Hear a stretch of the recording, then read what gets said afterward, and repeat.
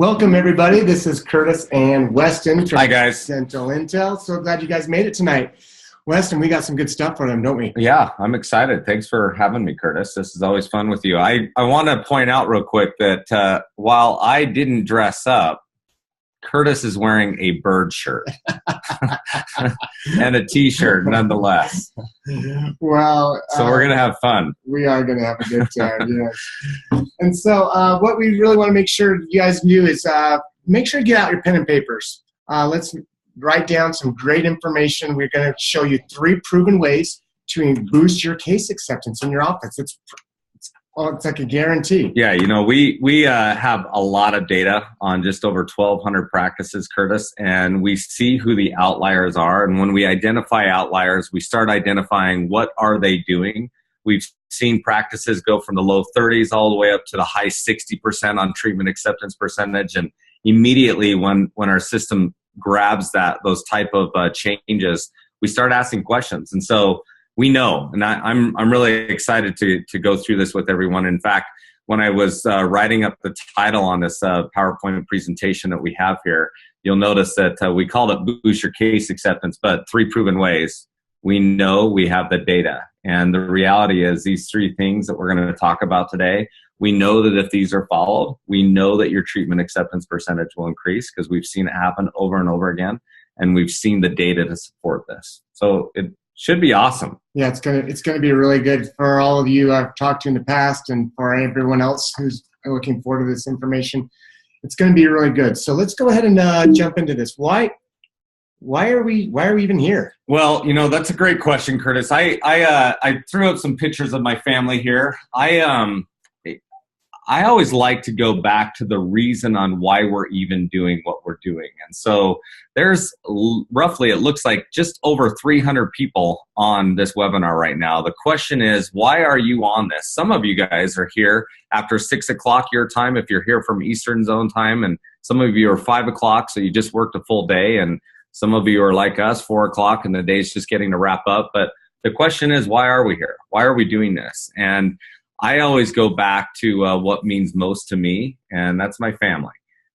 Everyone has what's important to them in their life, and the goal is for us to improve in our professions and our lives. But if we can improve, it's going to absolutely trickle down and improve the overall quality of our life.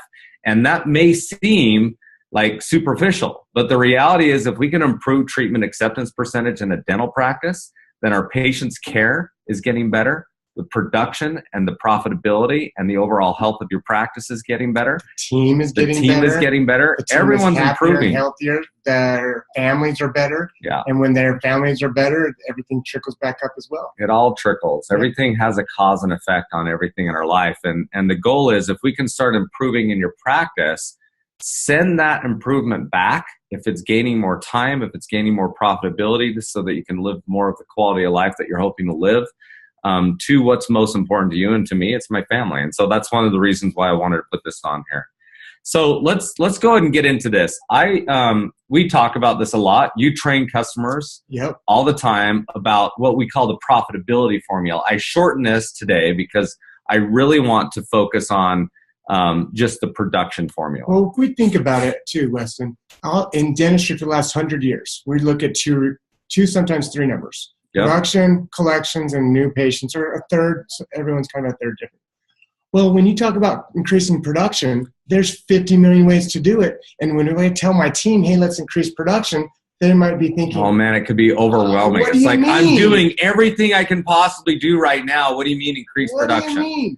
So when we break it down, it's now a lot more simple. So yeah, this is the formula. Yeah, let's break this down and keep it super simple. If we take the number of visits and we multiply the number of visits times the average production per visit, that always equals our production. Yep. So for example, if you have 500 appointments that are coming in a month and your average production per visit is 400, then that means that you're going to do roughly $200,000 of production that month. Okay? So there's 2 ways to increase that. Right? There's two things that you can do. More people in the chairs. You can either increase the number of patients, get more people in our chairs, or Or increase our production per visit. Or increase the average production per visit. Now, meaning we simplify this, right? This is super simple. There are a million things that you can do to get new patients in the chairs or more patients in the chairs. Let's just talk about a couple of them, just briefly, just to cover. So new patients is we can either get new patients or our existing patients back in. Get our existing patients back in. How do we get existing patients back in? Well, they either come in for hygiene or they're coming in for some form of restorative care, right? Mm-hmm. So those are ways to get patients in our chairs. Increasing average production per visit, there's multiple ways to do that too, and we're going to talk about some of these, okay? Mm-hmm. So we're going to get through this because that's what we're focusing on. I wanted to talk about a story, though. This is a dental practice here in Utah, all right? So they actually practice out in, what is it, northern? Are we northern Utah? We're central. Are we central Utah? Okay, so central-ish Utah. But I wanted to show you, this is we just took this snapshot at the end of January. So this is a production year over year. You guys can go in your dashboard, you can look at this. And obviously 2017, because we grabbed this at the end of the period of January, is going to be lower than the prior years. But you can see this practice is what, Curtis? It's growing. They're growing. They're doing awesome, right? Production is increasing. Yep. If I saw this and I was the owner of the practice, I'd start saying, this is awesome. It feels good, right? So as we continue, I want to show a couple other pictures. This now is production year to date. So this is the end of January. End of January. Of every year. Every year. So 2014 end of January, 2015 end of January. In fact, let me show this to you in just a little bit of a different view. Here's the month over month. So now you can see end of January right here, right? What are you seeing happening, Curtis? Wow. Yeah, it's a rocket ship. Huge increase from the prior year, right? In fact, their January production for 2017 starting this year off is $20,871 higher than it's ever been before in a January. Crazy. So if you saw all of this, what's your team doing? What's the doctor doing? Well, hopefully they're celebrating. They're celebrating. Yeah, they are. Yeah, they're shooting off confetti cannons. They're having a great time. And here's the thing. When we just look at production, or if we even just look at collections, it's kind of a misnomer, right? Yeah. Have you ever heard doctors tell you, I'm producing more than I ever produced. I'm busier than I ever produced, but I'm not taking any more money home. And I'm more stressed. I can't pay my team any more than I was paying them before. I'm having to sell my house. Yeah. I can't tell you how many times that's happened. So let's take a look, dive deeper into this practice and identify what's going on with this, okay? So again, I want to remind everyone that there's two ways to increase production. You can either increase it by increasing the average production per visit, or you can increase it by having more visits. And let's think about this too, Weston. If as an owner, or manager, or doctor, whatever, we're talking to our team members now, we're saying, hey, we need more patients, or we need more production per visit, meaning case acceptance really, but more production per visit. Now that team member can really help you. Right. But when you say I need more production, it's like, they don't know what to do. They don't know what to do. Right. So the question is, what did this practice do to see a $20,000 increase in the month of January from every other month, right? That's the question. What did he do? He could have increased more visits and increased the average production per visit. Now, let me ask you a hypothetical question, Curtis. Your father-in-law owns, what, 7 practices? Okay. So he's busy. Oh, he's extremely busy. He bounces from location to location. He's doing a lot of work. Do you think that he would rather produce $10 million of production in a year out of his 7 practices with 10,000 patients, or would he rather produce $10 million of production out of the 7 practices with 20,000 patients? I love it. It's a game of would you rather, right? Yep. Would you rather? Much rather the 10,000 patients. Why? Well, lots of reasons. Number one, let's just boil it all down, is now I'm taking care of less patients that could possibly say something about our practices, our practice, right? I mean, how many people get bad reviews? There's less ins and outs, right? Ins and outs of the doors. Yeah. And 2, this is the thing that I love most. If you're getting that same amount of production on half the patients, then guess what? Those patients are getting the care they need to get healthy. That's something that's not even necessarily on our minds all the time. But when our patients are better taken care of, they're getting a higher production per visit, which means they're having healthier mouths. Right. They're referring friends or referring family. And we're way more profitable because we spend a lot of money every time someone different sits in that chair. Yeah. So let's take a look at this practice now and dive into it. Here's their visit increase. So now I'm looking at the visits year over year, okay? So they've increased a lot of visits. Holy cow, a lot of visits. 40%. In fact, it's 192 more visits than they've had in any prior year in the month of January. So a lot of visits. So again, if we back up, they can increase production in 2 ways. Yeah. Well, we know they increased visits. Now let's see what happened to their production per visit, okay? Yeah. So if we look at their production per visit, man, look at this. Scary, right? Yeah. So I want to really help people understand this. And this is not what the focus of our presentation is on today, but we need to understand this. So let's take a look at this. Their production went up, we know, by $20,000, right? So we see the production by $20,000. Their visits increased by $192. Their dollars per visit decreased by $69. That means these guys only averaged $108 on their increased visits. And Curtis, this is a doctor that says, I'm producing more than I ever produced, but I don't have any more money. In fact, I'm stretched more than I was before. It's because he honestly has no profitability on these appointments. By the time he looks at his supply costs and by the time he pays out his labor and all the bills in the practice, there's just nothing left on these increased appointments. And the team is thinking, we are killing it. Because they're busier than they've ever been. I want a bonus, or I want to increase a salary or whatever. This same thing happens all the time. All the time. So let's drive this home. I want to put this practice's numbers in the production formula. Okay? So again, number of visits and average production per visit. If you haven't wrote this down yet, do it right now. These are the only 2 ways to increase your production in a practice, guys. You can either get more patients in the practice, and that is something we should be focused on. I'm not saying not to do that, but we also need to be focusing on increasing the average production per visit, which we're going to talk about that today. But let's look at this practice. In January, they had 549 visits. A lot of people. What was their production per visit decrease? $69. What do you think that equals? Take a look at this. Had they maintained their average production per visit. So you're saying maintain. Just maintain. I'm not even talking about improving. I'm saying had that just stayed the same as where it was in the prior year of January, they would have had $38,000 more in production in that 1 month. My goodness. If you times that by 12 months, that's $456,000 of production. And really, that's profit. Oh, most of that is profit. Most of that's going to be profit. So let's look at this. This is kind of, I messed up on this, but let's look at this. This is increasing our production per visit. Okay, I want to briefly touch these. Yeah. What are some ways? What are some ways we could? We can do a fee schedule analysis. We could increase our fees. So we can raise our fees. Right? That's one way. Every year, if you have not looked at your fees in comparison to industry standards, and there's groups that can do this, we can even help you with this, but there are groups that you can actually go on and do these analysis. In fact, we're actually working on this shortly to where it'll be just included in Dental Intel, to where you get this service for free. But you should be looking at your fee schedule and identifying if you're above or below the 50 percentile.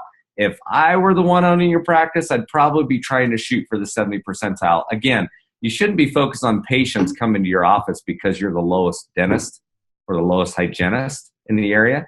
You should be focusing on getting patients because you're the best dentist or you're the best hygienist in the area. You're going to take the best care of these patients, and patients will pay for good care. They will absolutely do that. We can look at our PPOs. Again, that has something to do with fee schedules. So what insurances you're taking? Could get rid. We've talked some doctors who got rid of them and some who gain them because they either want to grow patients visits, so they bring on PPOs, or they want to reduce patient visits and increase the average production per visit, so they start reducing their PPOs. Correct. Now, here's a warning. Don't get rid of your PPOs unless you're already at capacity. If you're not at capacity, it's not going to kill you to take on some of these patients. But if you are at capacity, be cautious with it and start looking at the number of patients that you're bringing in on insurance and the number of patients that you bring in on fee for service. But those are ways that you can do this. Now, those are more annual type things, right? Yeah. I want to talk about some things today that we can do every single day. So treatment diagnostic percentage. Let me ask you a question. Does your father-in-law in his practice have a baseline for oral health that every single team member in his dental practices understands? You know what's interesting? They used to not. Yes, the answer is yes. Okay, good. They used to not. Now let's talk about what that means. If I know as the doctor and as the owner of the practice, as the CEO or the leader, whether you like the title CEO or not, you're still the owner of this practice. If I know what I want to be my baseline for health for every patient that comes in, and I teach my team members what that baseline is, now they know what to look for, right? if I don't teach them what the baseline of health is, I'm talking about gums, any soft tissue issues, your teeth, whatever it is, the baseline, if it's established, then when my hygienists are doing work with my patients, they know what the baseline is. When my assistants, everyone's got a baseline of health, and we all have a standard to try to get our patients to. That will allow us to all be diagnosing the same, right? You won't have one hygienist identifying the need for a sealant and another hygienist seeing the same mouth and never crossing her mind.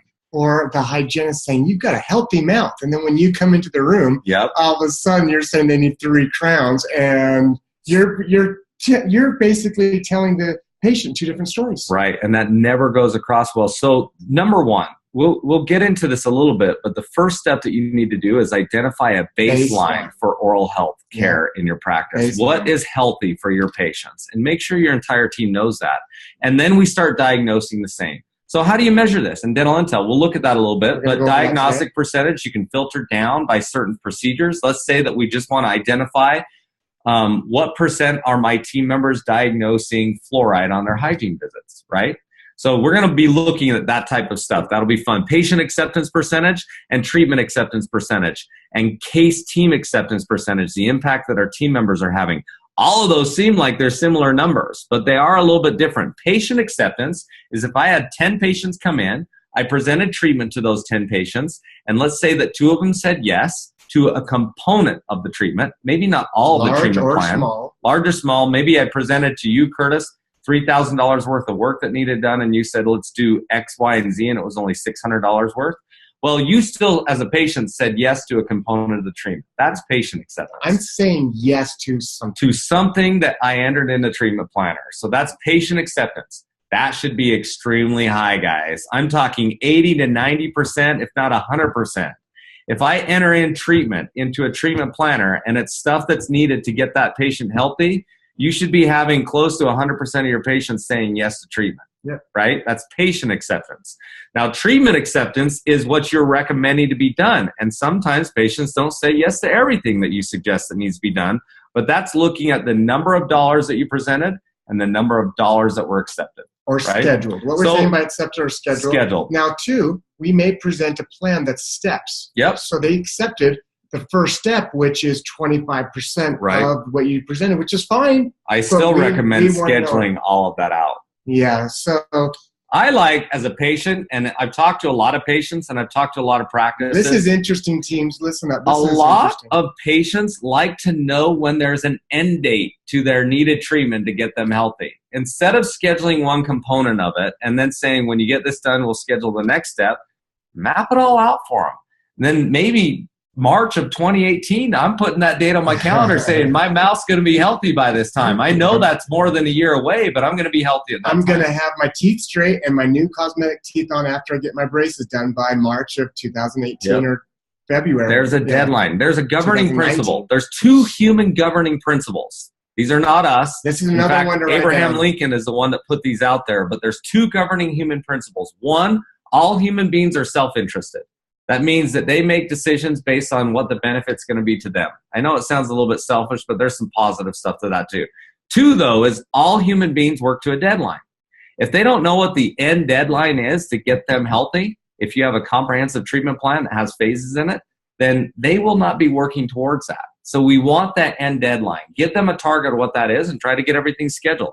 But that's treatment acceptance. Case team acceptance is the impact that our team members have on our case acceptance, which we're going to be looking at all of this. We're going to really dive into that one so you can see your case acceptance as a team member of the doctor, the hygienist, and someone else in your practice.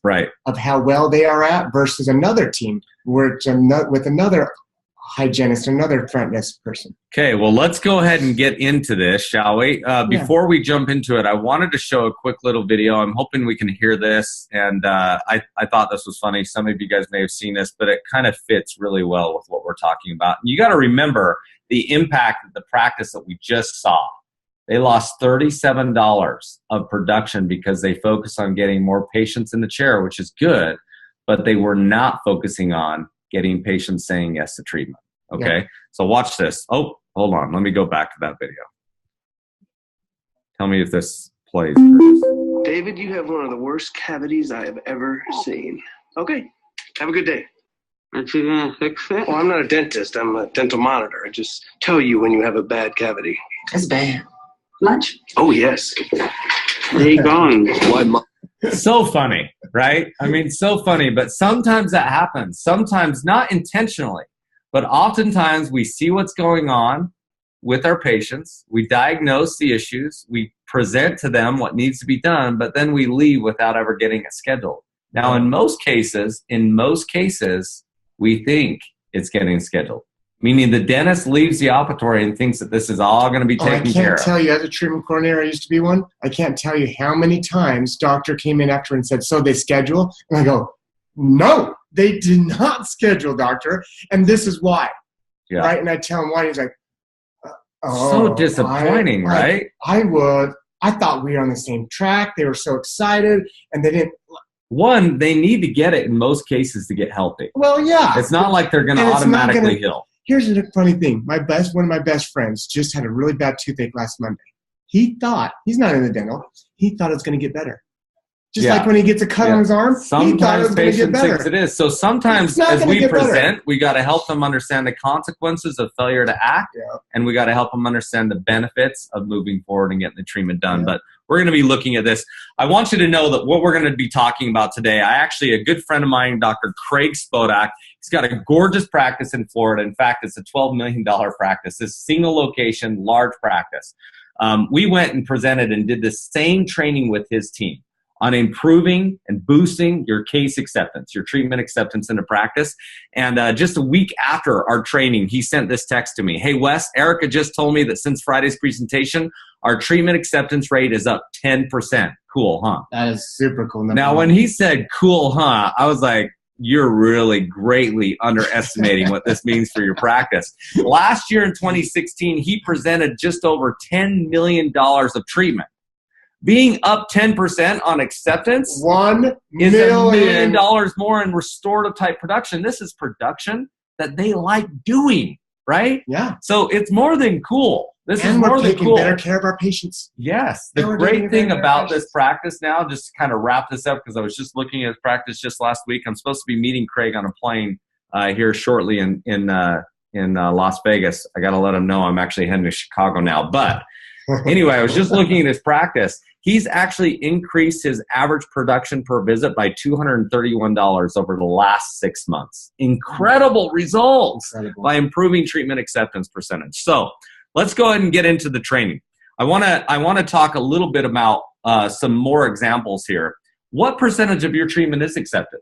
Do you guys know? Are you looking at this? Some of the best ways to actually go and look at this is to go to the provider pulse and look at whatever quarter. Right now, I'm looking at January 1st through March 31st on this practice. So in order to do this, now realize, teams, that you can never have you been able to see this in the past in any dental practice, nor can you except for Dental Intel. This is very unique data. Incredible information, and it's not possible for you to go get it anywhere else. One of our good friends, Gary, his whole team was tracking case acceptance. All of his practices, he's a consultant, all of his practices were tracking case acceptance manually. Yep. Right? This is Gary Cady, Next Level Practice. They're all tracking. He has a gorgeous Excel sheet that he has them track every single time what's coming in and what's going out. We actually had a practice. I won't say her name, but I love her.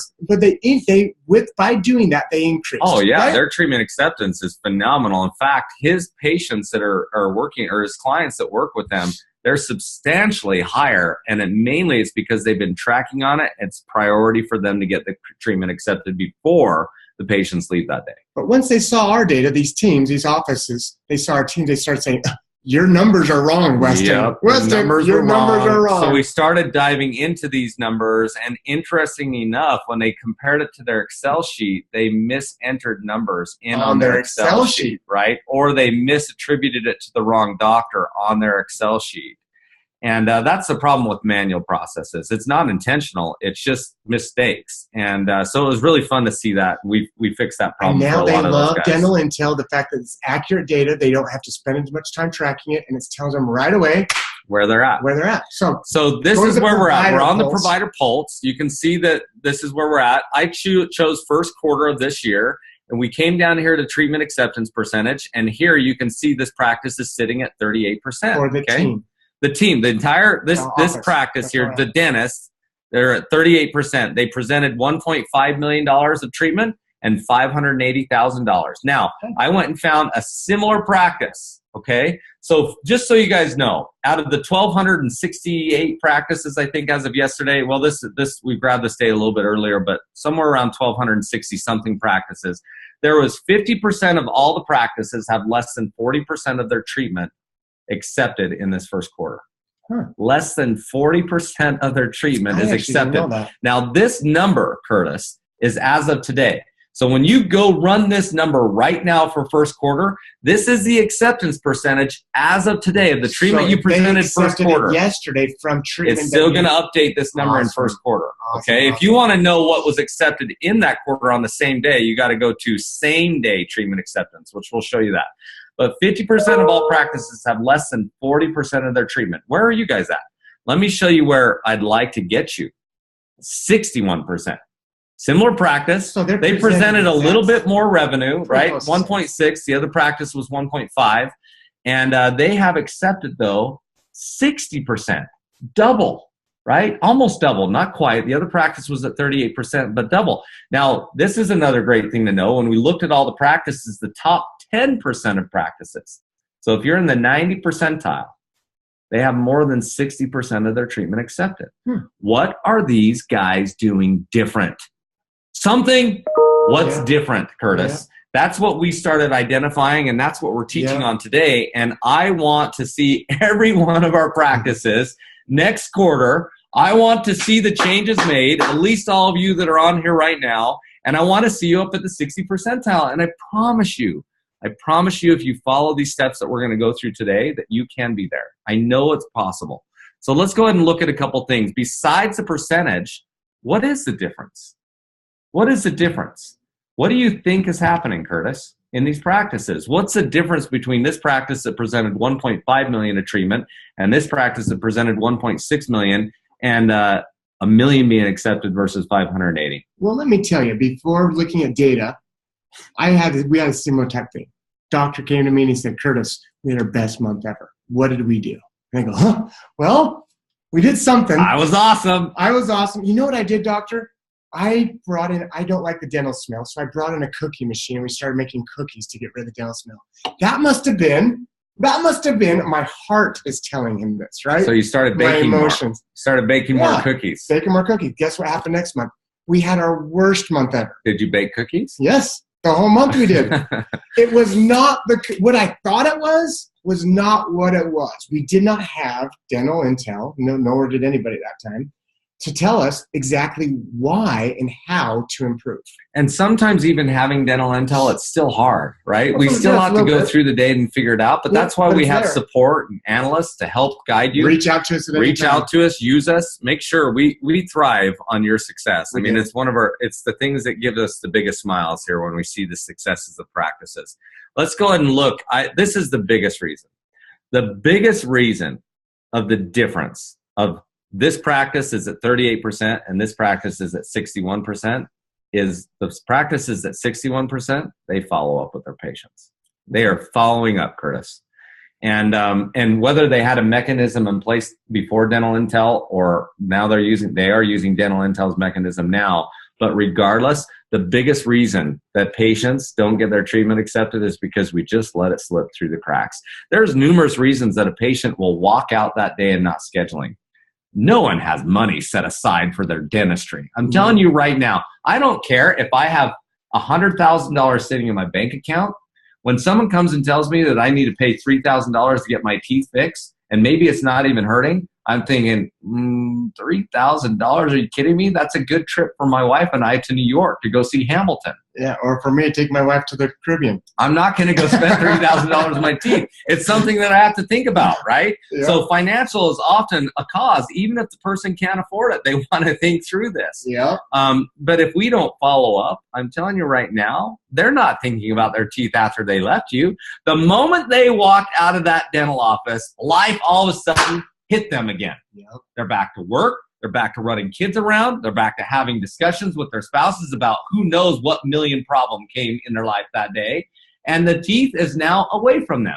So if we don't follow up on it within the next 2 days, they're not remembering it. And the only time they are going to be addressed again is if the pain starts hurting. And even when it does hurt, Curtis, there's other issues that are going on, especially if it's a man. I'm speaking from a man's perspective right now. Yeah. There's other issues that's going on, and I think I can tough through it. I don't have time to go back in right now. Yep. Get it scheduled.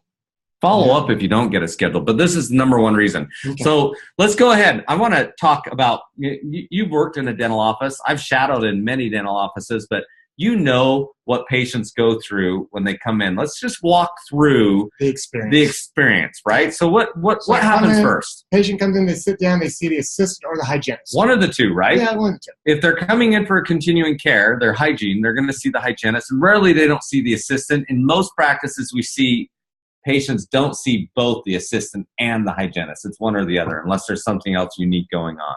But yeah, they first see one of these two. They're the first introduction in the operatory, right? Yep. And while the front desk team members are critical in that first introduction there, and the last say goodbye there is critical too, I want to focus on what's happening in the chairs today.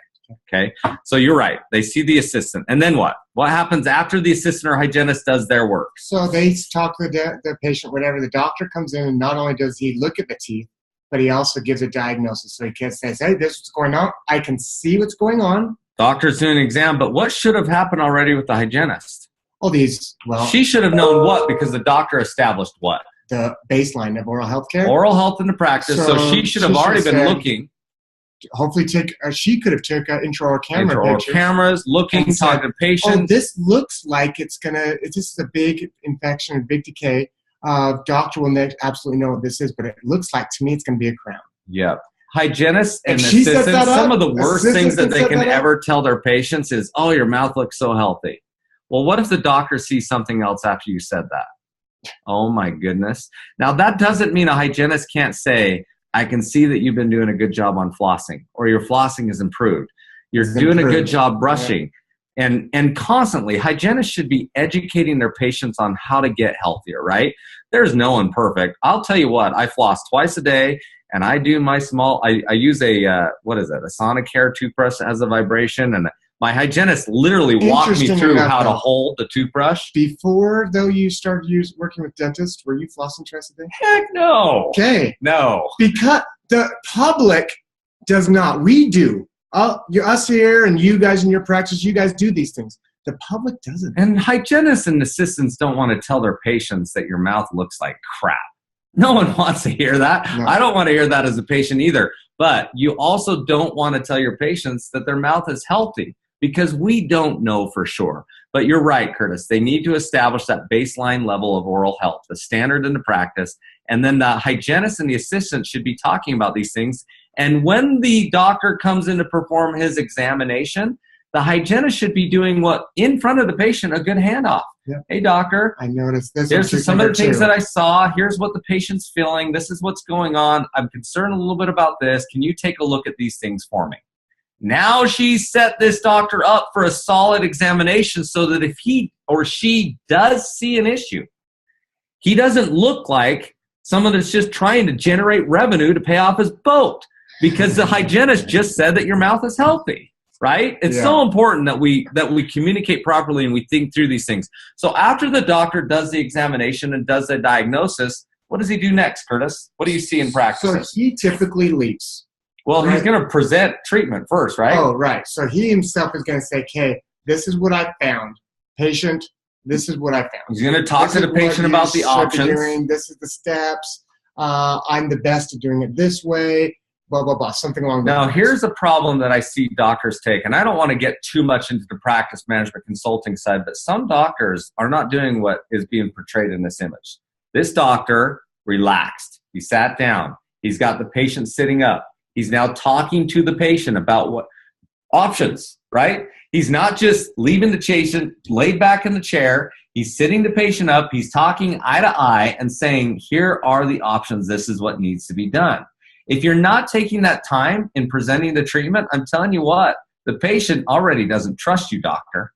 Whether you think he does or not, He doesn't trust you, but I'll tell you who he does trust, that beautiful girl in the back. Yep. In fact, as soon as that doctor walks out, what are some of the most common things that we hear when he leaves the operatory and the hygienist or assistant is left in the chair? Is this really needed? Yeah. Do I really need to get this Is he done? a good doctor? Do you like him? Yeah, Right? Like, yeah. They constantly are asking questions. So assistants and hygienists, I hope you love your doctor. I hope you love your doctor. And if you don't love your doctor, let me tell you how you can gain love for your doctor. Serve them. Start serving your doctor. It doesn't matter what it is. Figure out a way to serve your doctor. Bring them a cup of coffee. Eventually, when you serve those that you serve, you will end up loving. And I'm not talking about working for them and doing your job. I'm talking about start serving your doctor. Yep. Whether she's mean or whether she's nice, it doesn't make a difference. If you start serving your doctor, you'll love them. But it's so important, your communication with the patient after that doctor leaves the operatory, that if they say, do you really like her? You're responding back and saying, yeah, she's the most incredible doctor. She loves her patients, and her number one priority is to make sure you're healthy. She's going to get this taken care of. Let's go ahead and get this scheduled. Let's go ahead and walk you to the treatment coordinator. But versus even something simple like, yeah, they're okay. Or yeah, they're okay. Or is this really needed? Yeah, well, there's other options. I mean, if you start talking differently and you're not on the same page, you lost the acceptance. It's gone. So oftentimes, too, if it's a small case, the assistant or the hygienist will probably schedule it right there and get it taken care of, or walk you up to the front and get it scheduled. Sometimes we move this on to a treatment coordinator because it's a more comprehensive. I'm telling you right now, the handoff here is so critical too. And usually this is the assistant and or the hygienist. And that handoff is critical.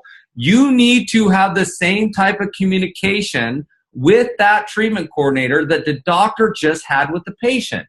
You're literally walking into the treatment coordinator room with the treatment coordinator. You're introducing the patient. You don't walk out at that time. You stay for just another 30 to 45 seconds and you have a conversation with the treatment coordinator in front of the patient.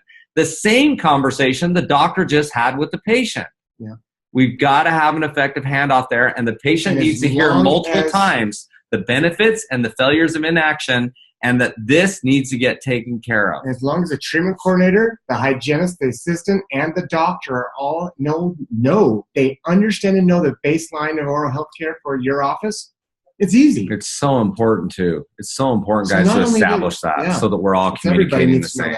So let's take a look. I want to dive now deep into a practice, okay? So this is, again, looking at the provider pulse, and we're looking at treatment accepted.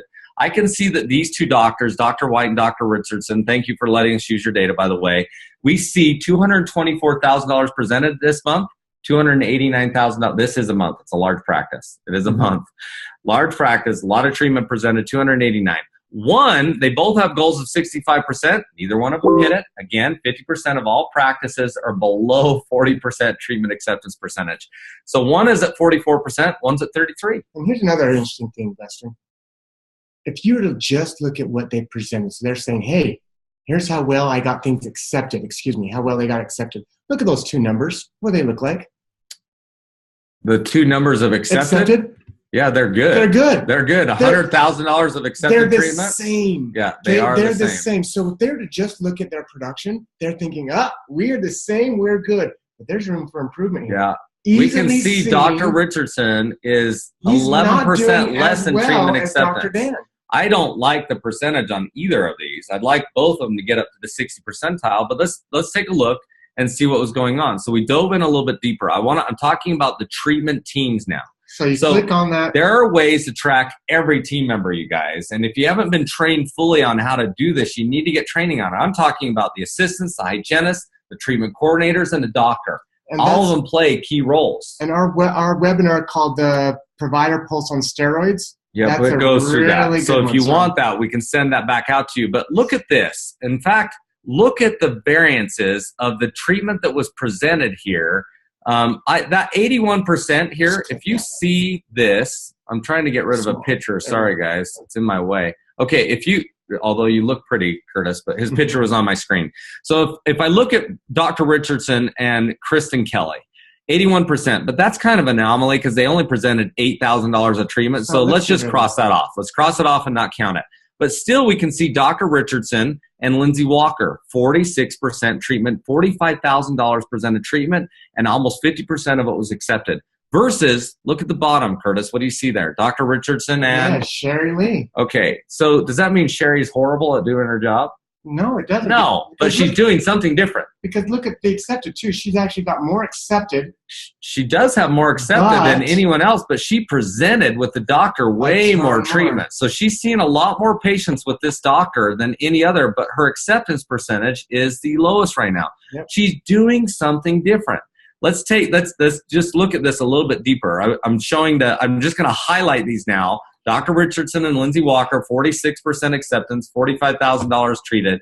But Sherry, $106,000. Could you imagine right now if she had the same acceptance percentage as Lindsay Walker and the doctor up above? Let's just calculate that. That would have been $48,000 of accepted treatment versus the $28,000 accepted treatment. Yep. Huge variance there. So as we look at this, let's take a look at what happened. Now, I want to tell you the story of what happened. Wait right? a second. I know. This is crazy. This is 1 month later. Wait a second. So 1 month. This is overnight changes, Curtis. This is not something can I take a drink? Yeah. So this is something that once they saw and they were taught, hey, you're at 44 and 33%, Brady and Dan. You're at 43 and 30%. 1 month later, you're telling me that they were able to increase to the mid. Dr. Richardson surpassed Dr. White, and he went up to 59% the very next month. And you'll notice the treatment presented is very similar. It's not like it's a big difference. 224 for Dr. White before, 257 this month. Brady, Dr. Richardson, 289, 223. They actually presented less, but had more dollars accepted. Which means they're increasing their case treatment production acceptance. Their production per visit is also increasing. So let's talk about what happened. Can I just share a story? Yeah. They were looking at the data. In fact, this practice makes an effort every single week. We're going to talk about this, but every week they go in and look at the team treatment acceptance percentage together in a staff meeting. They're taking 30 minutes in their staff meetings, and this is one of the key focal points that these guys focus on. And it's paying off, you guys. Mm-hmm. You can see that it's paying off. But when they were going through it, this is the conversation they had. They just simply said, Lindsay, what are you doing when I leave the chair?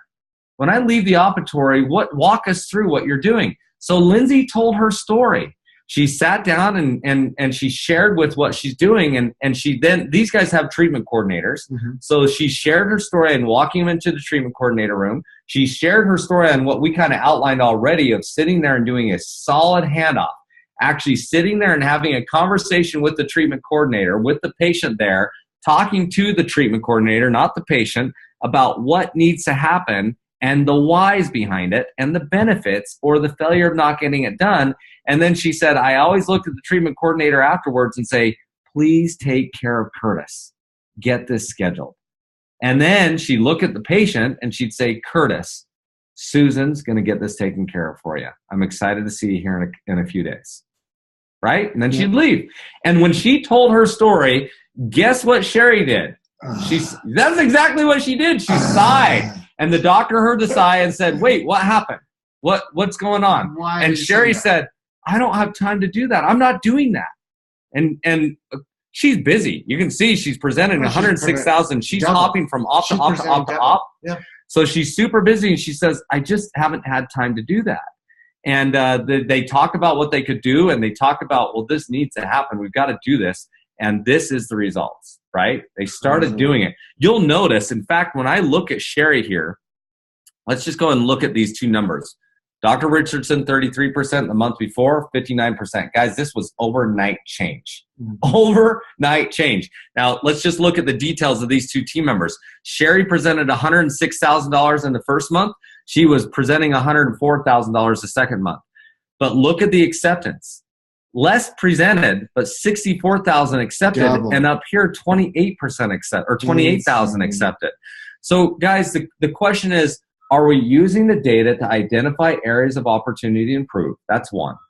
Two, once we see the areas of opportunity, are we taking time as a team? Doctor, not you just saying what has to happen. Are you taking time as a team and having conversations to discuss? Are you reaching out to your coaches and saying, hey, this is what I'm seeing with the data. Can you help us find a solution here? Yeah. I mean, many of you have coaches. Use them. Tell them what the data is telling you and use them to get training. Ask your colleagues what they're doing. Ask your colleagues what they're doing. But in most cases, just like this practice did, they asked Lindsay, tell me what you're doing. Lindsay walked through her story. Another hygienist heard that she's not doing that. So here's what I always like to tell team members. When you're evaluating data, look for successes, celebrate the successes, and then identify what created the success. Yeah. As soon as you do that and you tell that team member, it's not cookies, by the way. It's not cookies. As soon as you hear what the success is and you talk about it, then ask the other team members, as Lindsay Walker is telling her story, ask the other team members and just simply say, Sherry, Heidi, and Debbie, can you guys listen to Lindsay, identify one or two things that she's doing that you may not be doing so that we can talk about those things at the end. And then at the end, Lindsay tells what her story is. You then go into and you simply say, okay, Debbie or Sherry, what was she doing that you weren't doing? And that's when we heard Debbie go, and she immediately identified it, and this is the change that happens. Okay. So awesome stuff, right? All right. Now Curtis, you can guide through this portion, but I want to really get into the we said three proven facts to boost case acceptance, right? These are three proven things that we know if you do this, your treatment acceptance will boost. And I'm telling you right now, just like the practice we looked at right here, this can happen the very next month. This isn't something that we need to slowly move into. It can happen the next day for sure. Yeah. But I'm saying the next month's results should be night and day difference. Yeah. A week later, Dr. Craig Spodak's acceptance percentage went up 10%. The more he got his buy-in on the whole entire team focusing on all of this, they continue to increase here. You can do the same thing. I'm confident with it.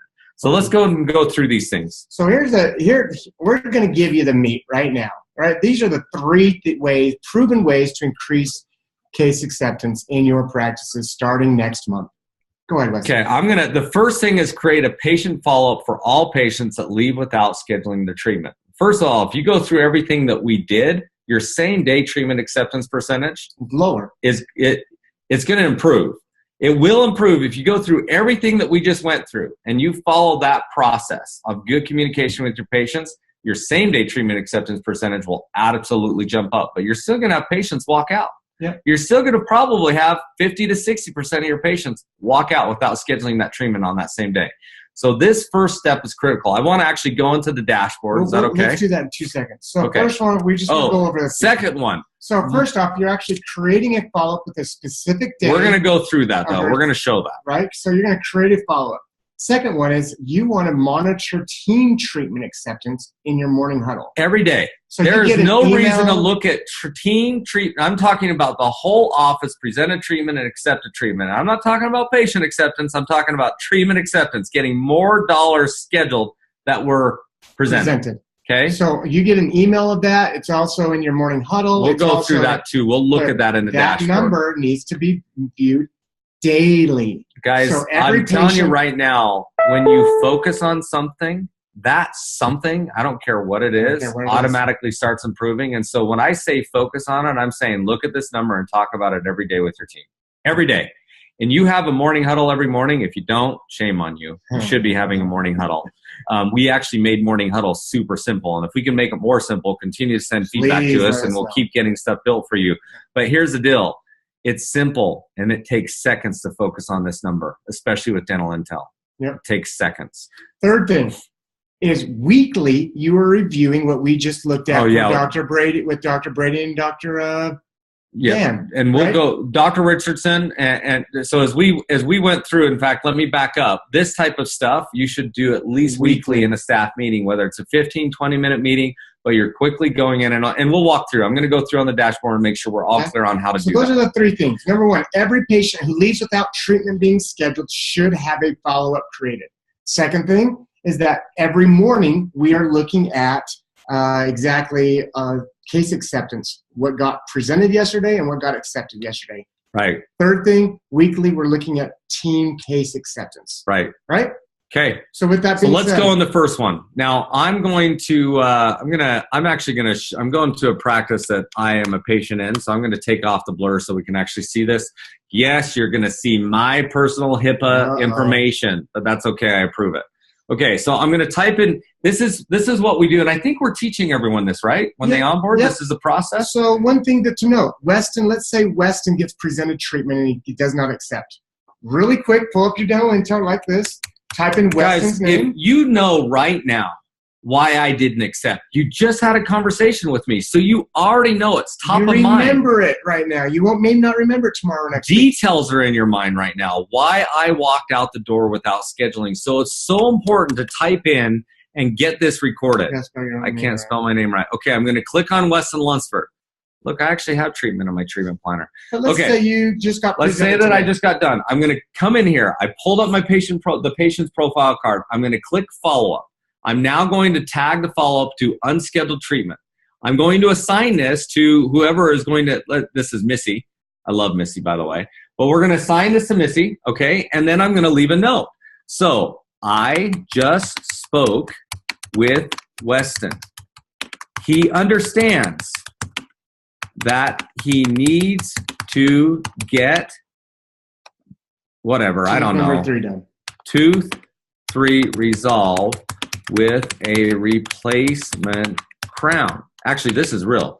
He wanted to reach out to insurance to identify when the crown was placed to see if it is going to be covered. This actually happened with me, right? I actually had a crown. It went bad. My tooth started turning gray. Weirdest thing in the world, but it was from a crown that was done. And no, insurance did not cover it because it was put on less than two and a half years ago or whatever. So, but here's the cool thing. I didn't schedule. This is real. This actually happened. Okay. I did not schedule this appointment because I wanted to figure out what's going on with the insurance. So now that you put all that in, when do you want to follow up with the patient? Well, when you want to follow up with the patient is when you tell the patient you're going to follow up, right? So here's the thing. So Missy has a conversation with me and says, okay, so I said, I'm going to check with the insurance and call you back. That's what I told her. Mm-hmm. I'm going to check with my insurance and call you back. Does that ever happen, guys? They always say they're going to call back. They always say. Guess what? I didn't call back. They don't. I didn't call back. And you know, I did check with the insurance though, but I did not call back because after I got done with the insurance, I just didn't have time right then, and I just spaced it. But Missy actually called me back a couple days later, which was awesome, right? So here's the thing. What you say is, when I say I'm going to call back, say, awesome. Great. If I don't hear from you within the next 2 days, I'm going to go ahead and give you a call back on Friday, right? So you come here and you schedule it for Friday, and you click Save Follow-Up. Now this follow-up's here. When you come into today's follow-ups on Friday, when you log into the dashboard right up here, you're going to actually see a number. It's going to say 1. So when Missy logs in, she's going to see the follow-up that she needs to deal with. So let's just go ahead and go in today's follow-ups. Is that okay? Yeah. If I do that? She's already got hers done today. And I'm going to go in and I'm going to go to this week. And let's pretend that tomorrow came. This will absolutely pop up. And then I see this follow-up. So I say, okay, that reminds you, you have the notes in there. I can click on this. It brings it back up. I can view the details. I just spoke with Weston. He understands. And now I'm ready to give Weston a call. So I'm going to dial the phone number, and I'm going to make an attempt. Did I get in contact with him, yes or no? Let's say you were in a meeting. You're doing a webinar. Let's say I didn't do it. So you hit no. And I would absolutely leave a message. And my message would say something along the lines of this. Weston, I promise that I'd give you a call back. I can see that you're busy right now, so I just wanted to leave you a message. This is Missy from Dr. White's office, or Dr. Jackson's office. And give me a call back. I wanted to talk to you about how that worked out and reaching out to your insurance company to see if this was covered or not. Yep. So that we can figure out what to work out. Leave a message, right? And then after you left a message, leave the note so it's tracked. Keep this assigned to who's ever going to follow up again next, and let's schedule it again. And I like to do 2-2-2 effect until I get these guys done. So I'm going to call back again a couple days later. And then I'm going to reschedule this, right? There we go.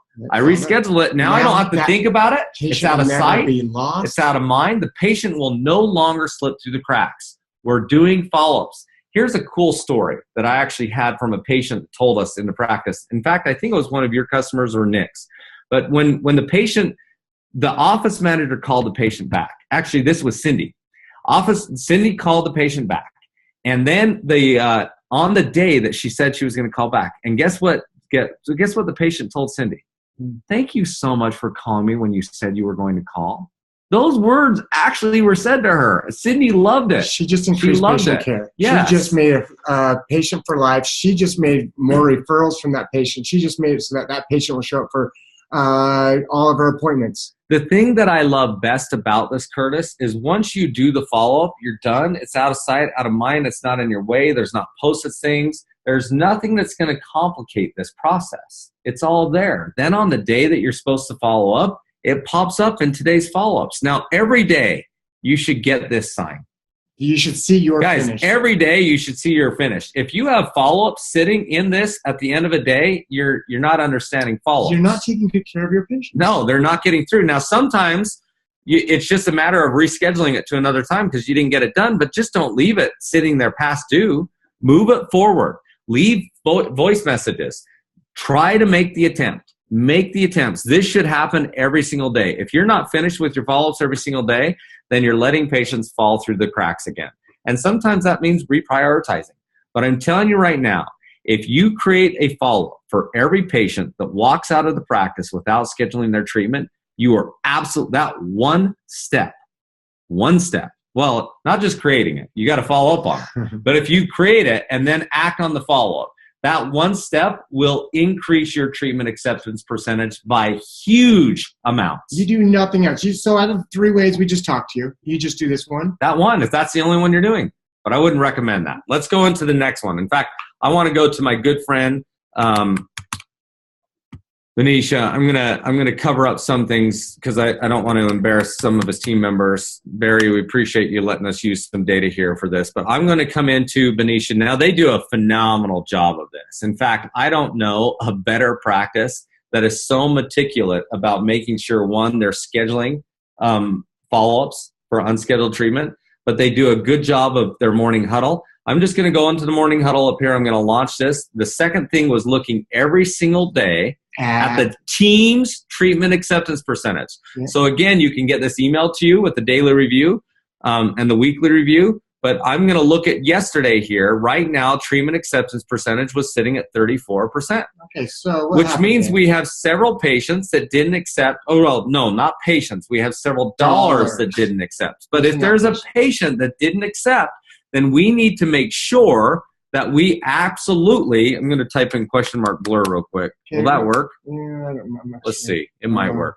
Because I want to show you something. So here's real interesting, real quick though. $29,000. Now go back to that. Okay, sorry. $29,000. Right? $29,000 presented. $10,000 on the schedule. Yeah. Now add that 19. It could be dollars that it's the second appointment or something. Yeah, correct. It could be patients that accepted. But we should know. We should know who they are, exactly. Right? So, to see those patients. To see those patients, you can click this button. It's going to take you to the provider pulse. And then you can go into every single patient that was done. But I'm going to show you another way. But just keep this super simple, Curtis. Mm-hmm. If we focus on this every day, and we focus on getting this to our goal every day. And making sure everybody understands the baseline health. Yep, right? Oral baseline health. If we look at this every day, we're going to start seeing this more often hit the goal. And you're going to have days where you won't hit it. Plain and simple. And you're going to have days you're going to have 100%. You're going to have days where you have 100%.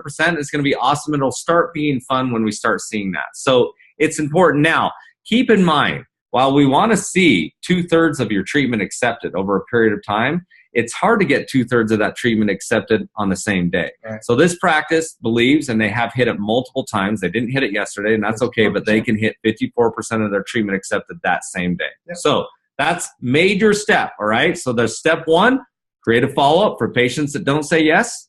Step 2, monitor this every single day. Talk about it briefly in your morning huddle, because when performance is measured and reported back to the team, performance improves every single time. It's just like gravity.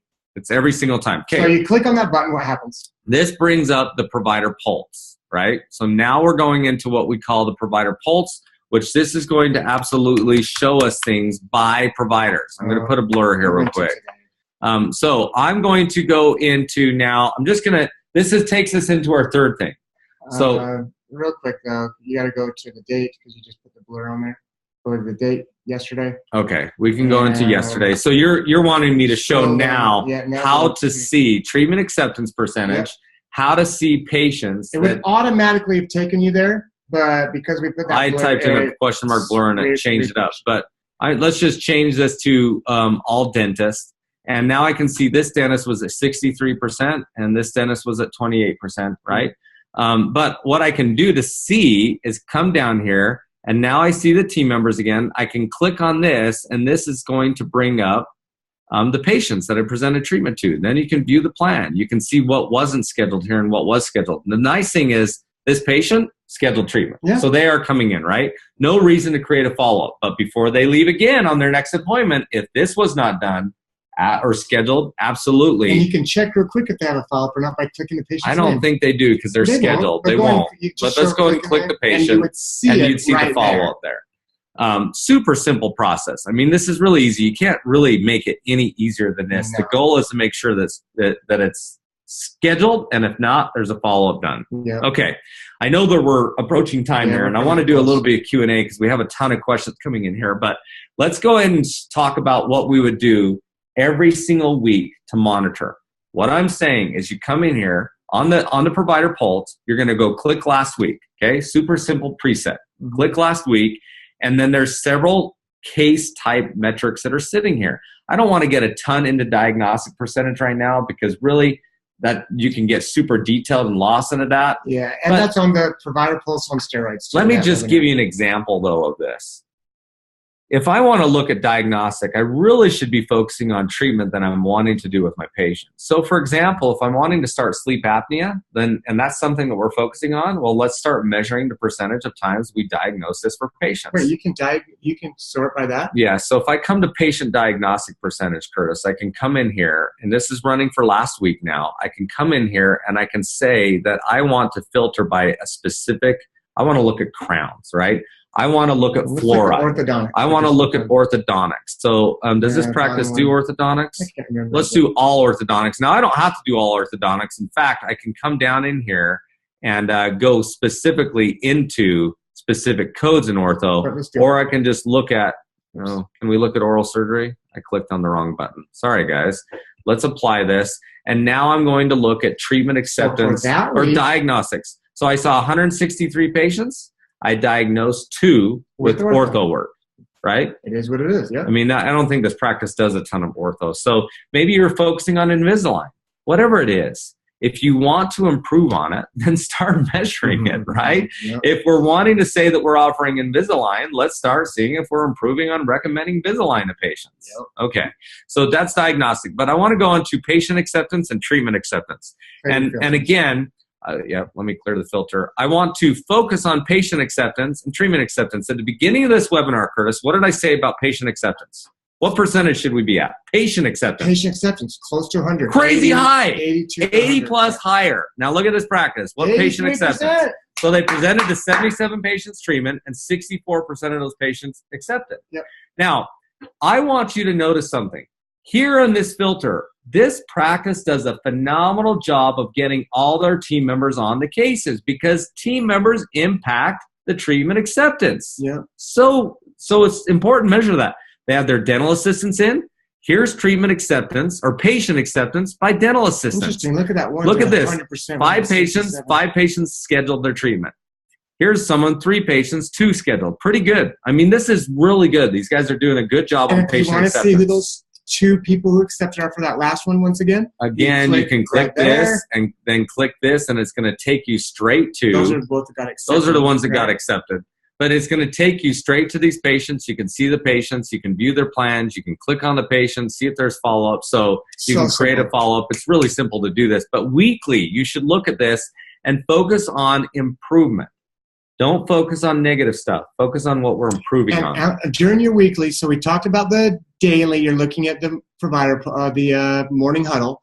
But weekly, even look at last month or this month so far. So change the date to this month. You can change this to this month. Right. And now we're focus on different dates. Focusing on different. Look at this practice. So they have their treatment coordinators in here, right? Another crucial thing to be looking at. So these are treatment coordinators. They really break out all of their team members and get every team member on the cases. If you're not doing this, it's difficult to identify who we might need to talk to.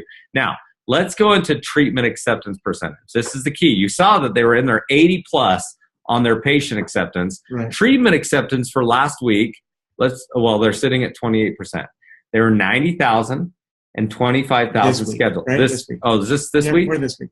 No, you're right. No, last week. That was last week. So here's the goal. They should have a ton of follow-up scheduled, right? Should. Well, at least on the 20% of patients that didn't schedule, they should have follow-up scheduled on all of those guys. Yeah. They don't need follow-up scheduled on the unscheduled treatment. They need follow-up scheduled on the patients that did not schedule any treatment, meaning they're not scheduled to come back in for restoration work. Right.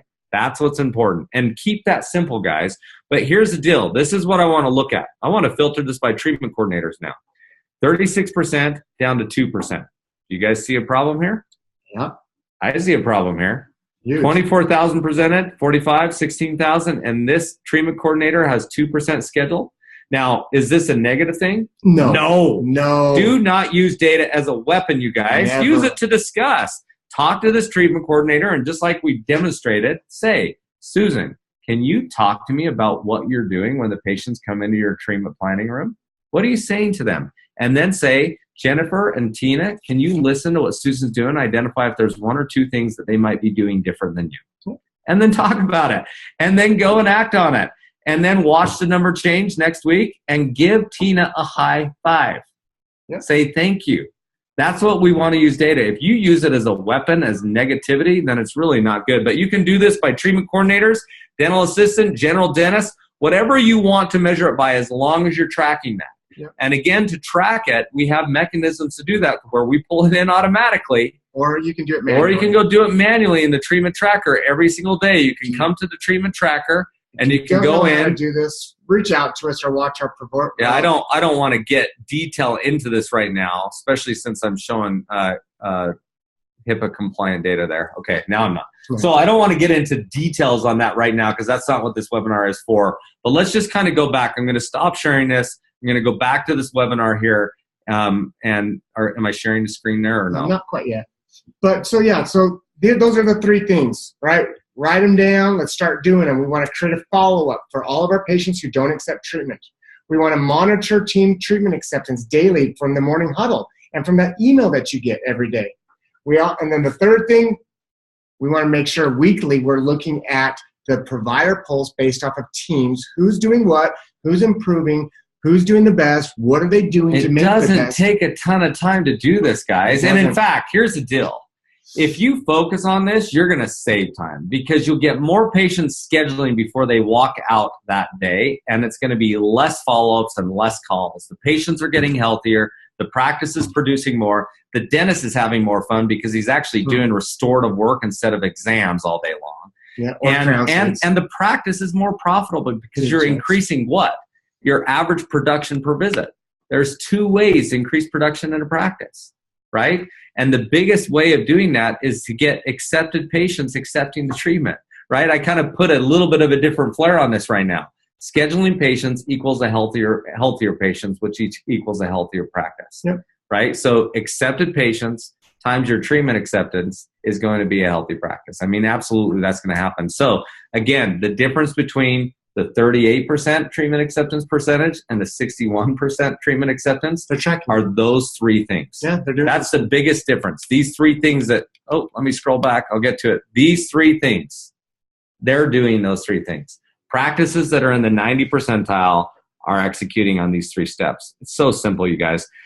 Curtis, do we have time for a couple questions or are we out? For those that need to get going, feel free to go, but let's do some question and answer. Weston, is there anything else you want to leave with the team before we start this question and answer? It looks like we've got a couple questions down below. Keep on typing questions. We won't be able to answer all of these, but we'll answer a couple of these. Yeah, start asking questions right now. We'll answer those. So one thing, I was reading a book just the other day, and many of you guys, I'm sure that a lot of you guys read several books, but one of the books that I've been reading is called The Power of Habit. It's so good. Have you heard this book? Yeah, I read it. If you have not read this book, in fact, you've read it because I bought it for everyone in our company. If you haven't read this book, I would recommend ordering this as a gift for every single team member in your practice. Every single team member. And then after the team members read it, they're going to want their family members to read it. But it's called The Power of Habit. And it really talks about how our minds actually work and the systems that we automatically create in our mind. Our mind is on autopilot literally 90% of the time. This is written by Charles Duhigg, and it's also a ton of research, scientific research, which I know most dentists and hygienists, you're going to love that because you guys are scientists. And so these guys are scientific research over years studying the brain, but the power of habit is crazy. Now, we talked about 3 steps here that you need to do. What I would suggest is that you figure out how to create a habit in having this done. That it doesn't just happen once or twice because you say, yeah, I want to improve my case acceptance, but we got to change habit. And there's a what is called a habit cycle, right?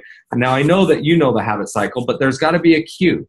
So I want a cue to start the routine that we want you to get into. The routine that we want you to do is we want you to do one of those 3 things or all 3 of those things. So let me give you an example of this habit just for the purpose of scheduling a follow-up, okay? So the cue is a patient walks out not scheduling. Yeah. And that's disappointing for everyone in the practice if they don't schedule their treatment. It literally is disappointing. You know they're not going to get healthy, and you know that you're not going to do the treatment that your practice deserves to do after diagnosing and spending time telling the patient what needs to be done. So the cue is the patient does not schedule their treatment.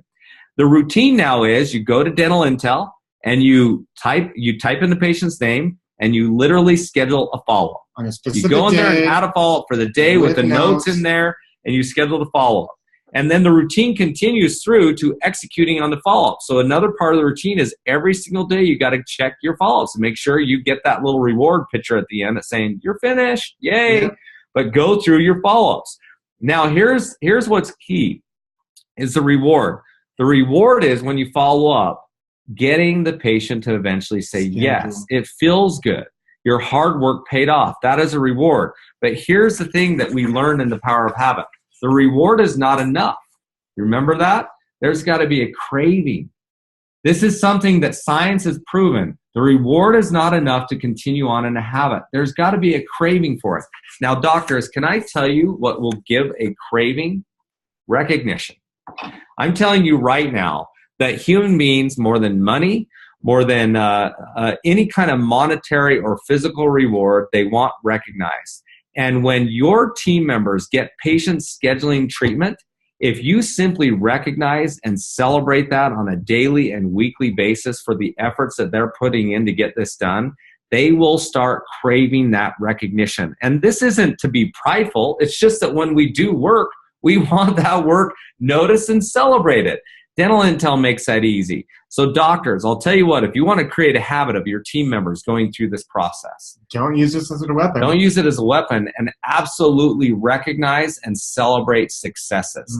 It will create a craving, and it will create this power of a habit. And I'm telling you right now, if you can create good habits in your practice, good habits, your practice is going to thrive, you guys. It's going to thrive regardless what the economy sends your way. If you can create good, solid systems, habits, your practice is going to thrive. So I'll leave with that, but let's go ahead and go through it. Let's just do 3 questions. And if you have additional questions, chat with us through the portal, guys, and we'll start trying to answer those right now. All right, guys. So let me just look here.